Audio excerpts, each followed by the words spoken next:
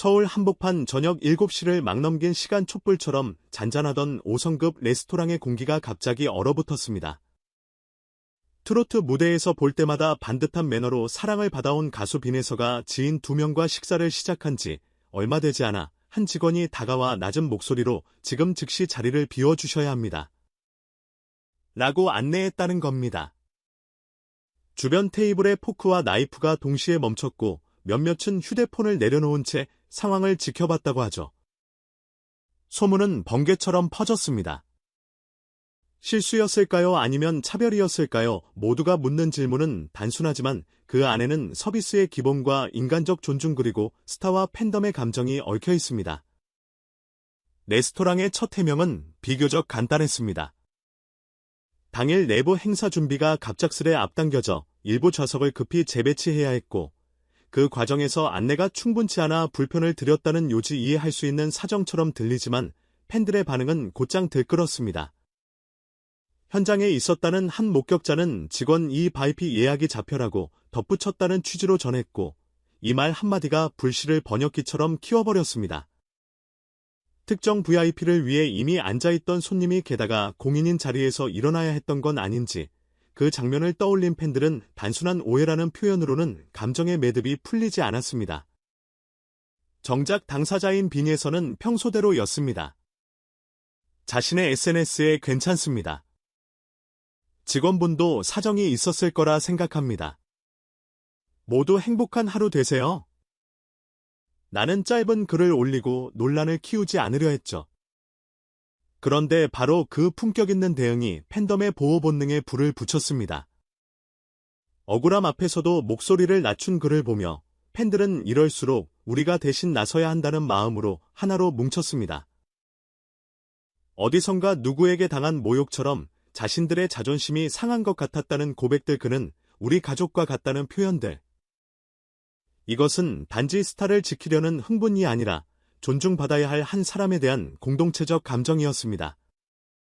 사건 이틀 뒤 팬덤 사랑비는 행동으로 답했습니다.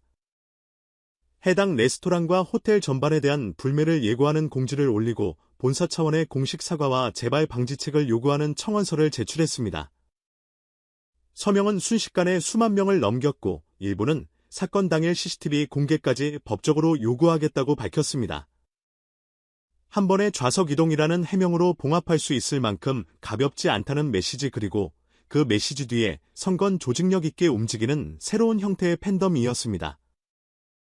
소비는 곧 투표이고 불매는 곧 의견 표명이라는 사실을 누구보다 잘 아는 이들이었죠. 그럼에도 우리가 기억해야 할 건 아직 확정된 것은 없다는 점입니다.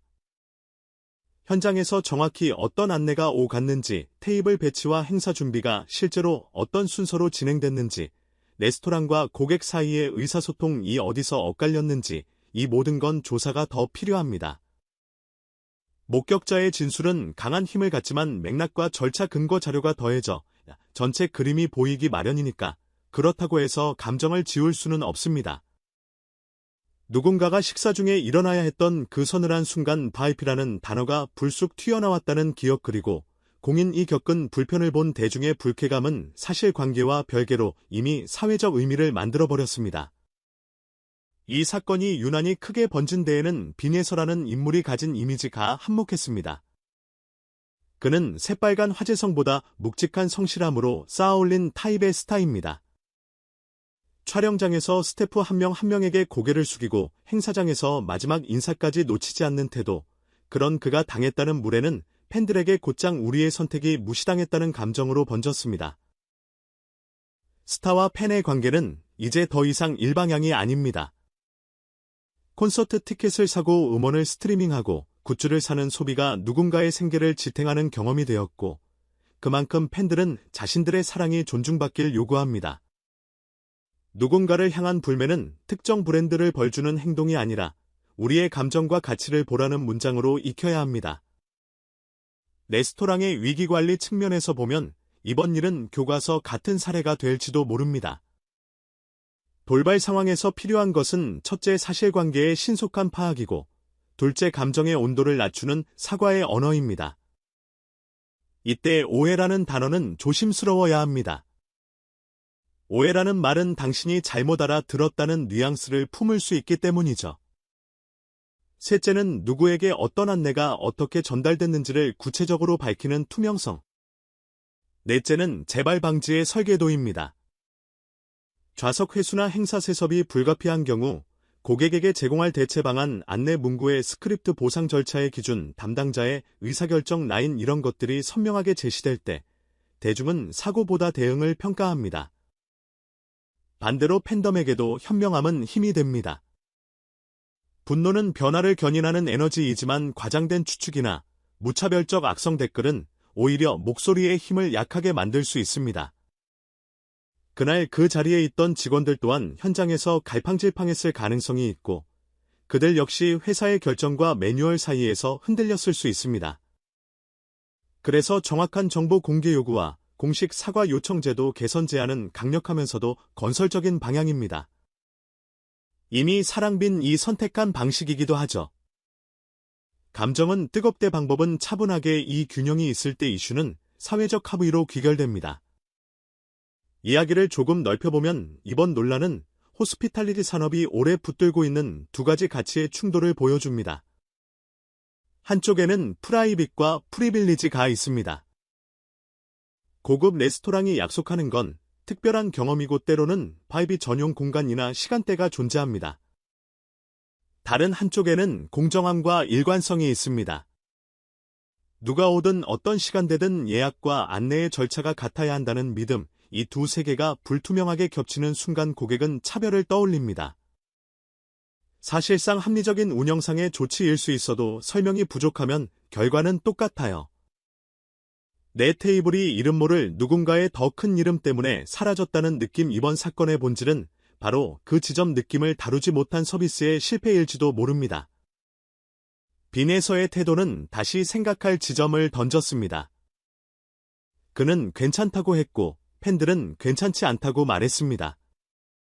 이 간극은 스타와 팬의 새로운 동맹이 어떻게 작동하는지를 보여줍니다. 스타는 분쟁을 키우지 않기 위해 물러서지만 팬은 사랑하는 사람의 감정을 대신 표현합니다. 이 연대는 종종 기업의 의사결정에 실질적 영향을 미칩니다. 불매 선언은 단순한 온라인 구호가 아니라 예약 취소와 매출 수치라는 현실로 도착하니까요. 그러니 이번 사안은 누가 더 목소리를 크게 내느냐의 싸움이 아니라 누가 더 빨리 상처의 위치를 찾아내고 치유의 방법을 내놓느냐의 경쟁입니다.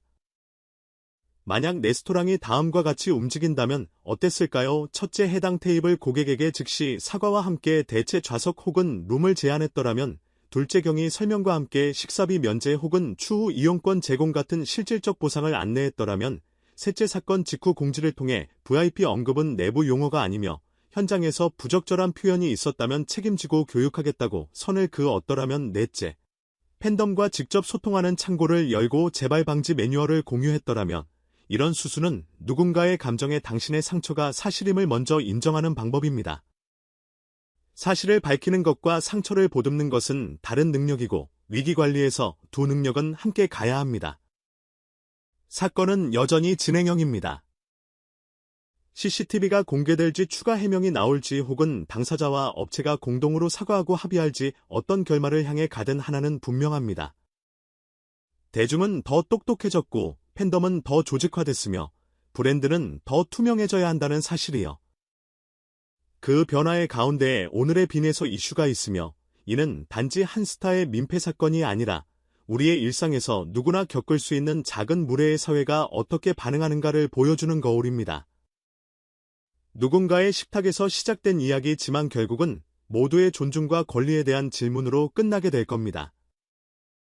오늘 영상을 여기까지 보셨다면 아마도 여러분도 같은 질문을 떠올리셨을 겁니다. 나는 이런 상황에서 어떤 대응을 원할까? VIP라는 단어가 내 앞에서 등장한다면 나는 무엇을 요구할 수 있을까? 스타가 괜찮다고 해도 우리는 어디까지 대신 목소리를 내야 할까? 정답은 하나가 아닙니다.